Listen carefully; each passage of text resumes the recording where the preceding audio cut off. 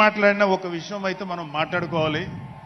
ఒక cinema script కానీ ఒక ఉపన్యాసం కానీ దానికి కొన్ని లక్షణాలు ఉంటాయి.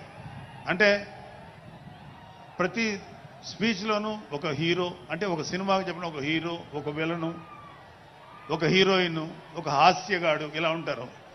సో మనం వైసీపీ హాస్యగాళ్ళ గురించి చెప్పుకోకుండా ఈ స్పీచ్ని ఎండ్ చేయలేం. ఎందుకంటే జగన్ లాంటి హాస్యనటుడు కనే కళల గురించి మీకు చెప్పాలి. ఆయన ఎలక్షన్స్ అయిపోక ముందు నిద్రలోకి వెళ్ళారు. ఇప్పటికి నిద్ర లేవాలి. అప్పుడప్పుడు నిద్రలో లేచి కలవరిస్తుంటారు. మొన్న కూడా ఒక మాట చూశారు.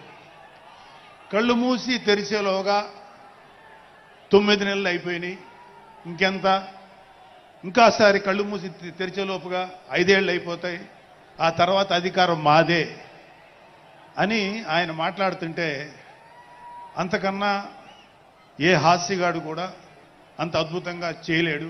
అంత అద్భుతంగా హాస్యం చూపిస్తున్నారు ఆయన.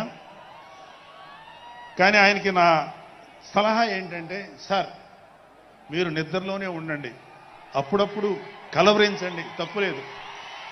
ఇంకొక 20-30 ఏళ్ల తర్వాత మీరు కల్లో నుంచి బయటికి రండి, అప్పుడు దాకా మిమ్మల్ని ఎవరూ డిస్టర్బ్ చేయరు. ఇది నాకు మనస్ఫూర్తిగా నేను మీకు ఇచ్చే సలహా. మీరు 20 ఏళ్ల తర్వాత మేలుకోండి, ఆ తర్వాత మీ ఇష్టం. మేమైతే 20 ఏళ్ల దాకా మిమ్మల్ని హ్యాపీగా పడుకోమనే సలహా ఇస్తున్నాం.